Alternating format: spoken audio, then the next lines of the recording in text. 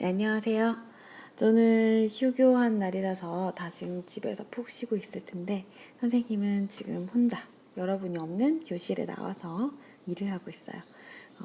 여러분도 오늘 집에서 푹 쉬고 밖에 나가지 말고 푹 쉬면서 강의도 듣고 평소에 못했던 거, 못 쉬었던 거 많이 하고 건강한 모습으로 학교에서 보길 바랍니다. 자, 그러면 오늘 강의 시작하겠습니다.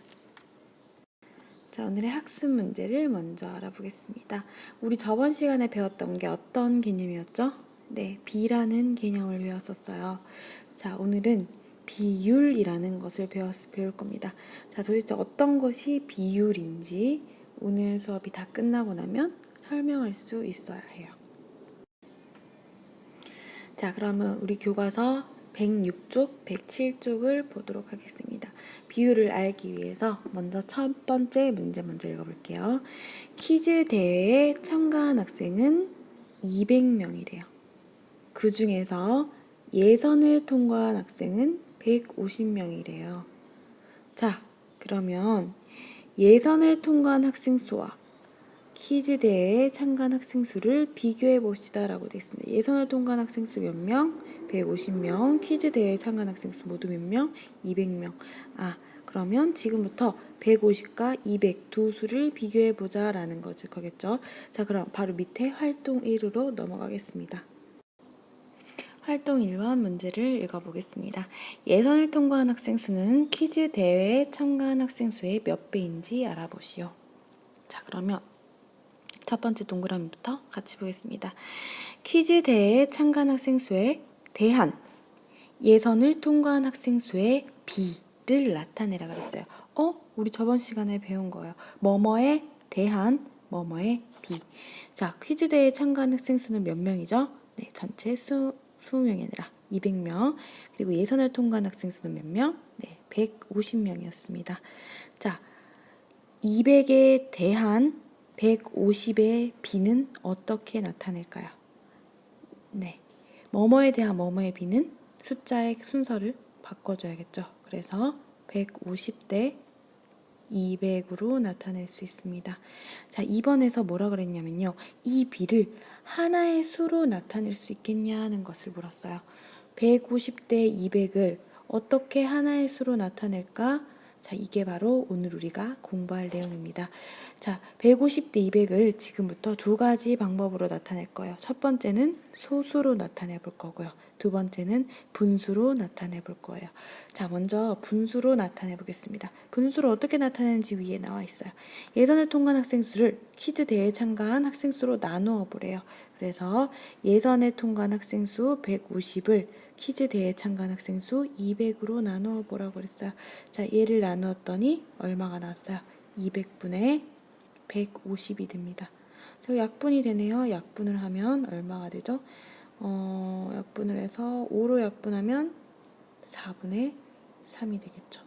자, 먼저 150대 200이란 비를 분수로 나타낸다면 4분의 3이라고 나타낼 수 있습니다. 자, 이것을 소수로도 나타낼 수 있어요. 4분의 3을 소수로도 나타낼 수 있잖아. 그치? 4분의 3을 소수로 나타내는 방법은 여러 가지가 있겠지만 각각의 얼마를 곱해줘서 25씩을 곱해줘서 100분의 3 곱하기 25 하면 얼마가 될까요? 75가 되죠. 그래서 0.75로 나타내는 방법도 있죠. 자, 그래서 150대 200을 소수로 나타내면 0.75, 분수로 나타내면 4분의 3이 됩니다. 이렇게 하나의 수로 나타내기 위해서 150을 200으로 나눴죠. 앞에 있는 수를 뒤에 있는 수로 나눴어요. 비교하는 양을 기준양으로 나눴어요. 자, 우리 드디어 비율이란 것이 무엇인지 지금 알 수 있게 됩니다. 자, 지금 이 설명은 굉장히 중요하니까 잘 들으세요. 방금 한 우리 비 얼마였어요? 150대 200에서 땡땡의 앞에 있는 이 수를 무엇이라고 하냐면 비교하는 양이라고 합니다. 선생님 줄여서 비교양이라고 적을게요. 땡땡의 뒤에 있는 이 수를 무엇이라고 하냐면 기준양이라고 합니다.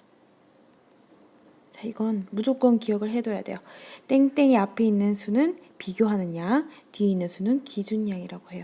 자, 그런데 여기서 비교하는 양을 기준양으로 나눈 것을 무엇이라고 하냐면 바로 비율이라고 합니다. 그래서 아까 우리 전에 했던 것처럼 150을 200으로 나눴더니 200 나누기 150이 됐고 이것을 약분했더니 4분의 3이라고 했고 이것을 소수로 고쳤더니 0.75가 되었잖아요. 그쵸? 그러면 여기 나온 200분의 150, 4분의 3, 0.75는 전부 다 비율이라는 게 되는 거예요. 자, 비와 비율의 차이점 이제 알겠나요? 뭐뭐 대 뭐뭐로 적힌 얘는 뭐예요? 얘는 비입니다. 이 비를 비교하는 양에서 기준양을 나눠줘서 소수나 분수로 이렇게 고쳐준 것을 바로 무엇이라고 그래요? 비율이라고 합니다. 자, 이제 비율의 뜻 알겠죠? 이제 누가 얘들아 비율이 뭐니? 라고 얘기해도 여러분은 대답할 수 있어야 돼요. 아, 비율이라는 건요. 이렇게 비가 있을 때 비교하는 양에서 기준양을 나눠서 나온 소수나 분수 이런 수들을 바로 비율이라고 해요. 라고 대답하면 됩니다. 우리 활동 2번을 통해서 조금 더 확실하게 알아보도록 하겠습니다. 세 직사각형이 있습니다. 네, 정말 세 개의 직사각형이 있네요. 자, 그런데 세로에 대한 가로의 비율을 구하고 싶다 그랬습니다. 세로에 대한 가로의 비. 그럼 어떻게 적어줘야 될까요? 네, 가로를 앞에다 적어주고 가로 대 세로로 먼저 비를 구해줄 수 있겠죠. 자, 여기 동그라미가 2개 나와요. 첫 번째는 얘네들의 먼저 비를 구하라는 거고요. 두 번째는 얘네들의 비율을 구하라는 겁니다. 자, 먼저 첫 번째 우리 비를 먼저 구해볼게요. 세로에 대한 가로의 비라면 가로 대 세로로 적어주면 되겠죠. 자, 가부터 하겠습니다. 가의 가로 얼마예요? 네, 6이죠. 그래서 6 대 4라고 적어줄 수 있어요. 나의 가로는 얼마예요? 15예요. 그래서 15 대 세로 10 적어주면 되겠네요. 다는 가로 세로 똑같이 5니까 5 대 5라고 적어주면 됩니다. 자, 이것이 바로 비예요. 우리가 지금 바로 비를 구했죠. 6 대 4, 15 대 10, 5 대 5가 비입니다. 자, 지금부터는 오늘 배운 비율을 구해볼 거예요. 자, 아까 배웠듯이 비율은 어떻게 하는 거예요? 비율은 앞에 있는 수에서 뒤에 있는 수를 나눠서 그것을 분수나 소수로 구해줄 수 있다 그랬어요. 자, 그럼 첫 번째 가부터 해보겠습니다. 6 대 4. 6 대 4 앞에 있는 6을 4로 나누면 분수로 고치면 4분의 6이 되죠. 약분하면 얼마가 될까요? 2분의 3이 되겠네요. 자, 그 다음 나는 앞에 있는 수 15에서 뒤에 있는 수 10을 나누면 10분의 15가 됩니다. 이것 역시 약분하면 얼마가 될까요? 5로 약분해보세요. 2분의 3이 되네요. 자, 그 다음 다를 해보겠습니다. 다는 앞에 있는 수 5, 뒤에 있는 수 5를 나누면 1이 된다는 걸 알 수가 있어요. 지금 우리가 비율을 구해본 거예요. 비율을 분수로 구했더니 2분의 3, 1이 나왔습니다. 자, 이번에는 이것을 소수로 구해볼 거예요. 2분의 3을 소수로 구하려면 분모와 분자에 각각 5를 곱해서 10분의 15로 나타낼 수 있겠네요. 10분의 15는 1.5, 10분의 15얘도 1.5, 얘는 그대로 1 이렇게 구해줄 수 있습니다. 자, 이것들이 바로 전부 다 비율이라고 할 수 있겠죠. 자, 마지막 문제에 보면 자, 이것을 다 비교해 보니까 우리가 어떤 것을 알게 되었나요? 라고 돼 있어요. 자, 어떤 것을 알 수 있나요? 선생님은 벌써 하나 찾았어요. 뭐냐면요.